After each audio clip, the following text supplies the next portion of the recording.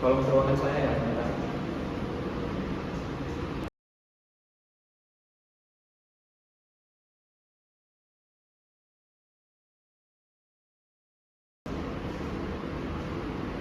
Fit, tolong siapkan laporan pajak untuk tahun ini ya. Tapi ingat, laporan pajaknya jangan terlalu tinggi. Kita harus hemat untuk bayar pajak supaya Dewan dapat keuntungannya lebih besar. Tapi Pak, bukankah kita harus jujur melaporkan semua penghasilan kita ya? Pajak itu kan penting untuk negara. Alah, itu cuma omongan idealis. Saya sudah tahu caranya gimana supaya bayar pajaknya lebih sedikit. Udah, nggak usah banyak tanya kamu. Kerja aja. Kalau seperti itu, saya jadi ragu sih Pak. Ya, terserah saya aja. Yang penting kamu laporkan aja sesuai instruksi saya.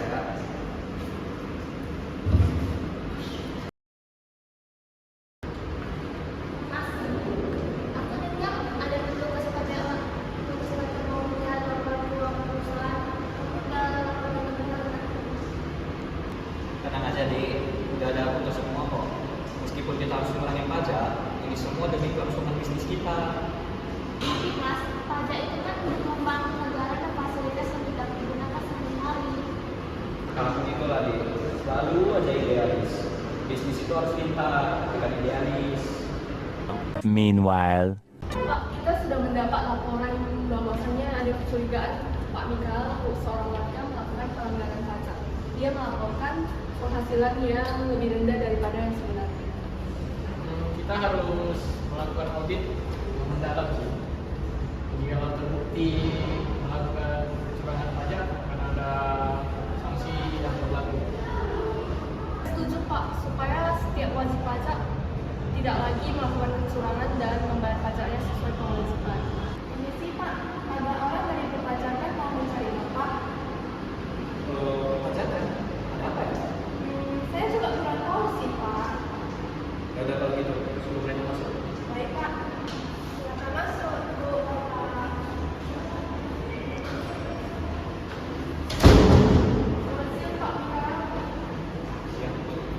Saya Desi dari Perpajakan Negara.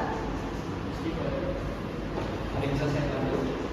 Jadi begini Pak Mikael, tujuan kami ke sini adalah kami akan melakukan pemeriksaan laporan keuangan perusahaan Bapak.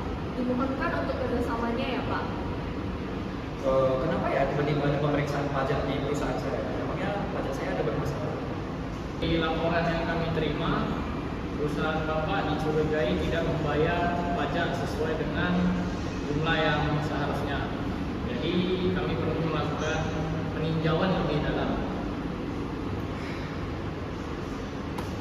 Baik Pak, akan saya suruh nanti bawahan saya akan memberikan dokumen-dokumen yang bawa perlu. Oke?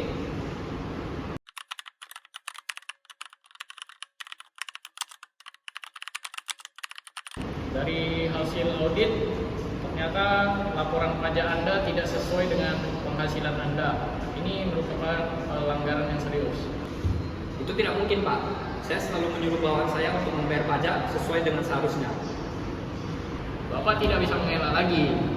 Di sini semua bukti sudah jelas. Baiklah Pak, saya ada tawaran. Bagaimana kalau begini? Saya akan berikan Bapak 50 juta. Tapi saya ingin Bapak untuk tidak melanjutkan lagi kasus ini. Anggap saja seperti tidak pernah terjadi. Bagaimana? Bapak kira saya polisi apaan? Gitu ya Pak. Kalau segini bagaimana? 100 juta.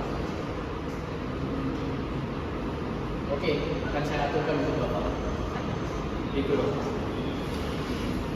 Terima kasih atas kerjasamanya.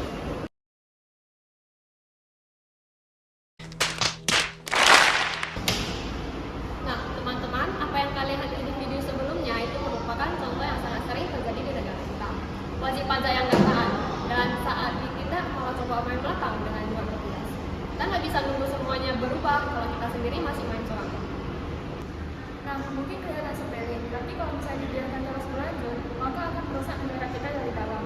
Pajak yang harusnya dari sumber keuangan negara malah jadi jatuh ke tangan orang yang tidak bertanggung jawab. Hukum yang harusnya ditegakkan malah jadi tawuran. Karena negara ini milik kita, yuk ikut jadi bagian dari perubahan.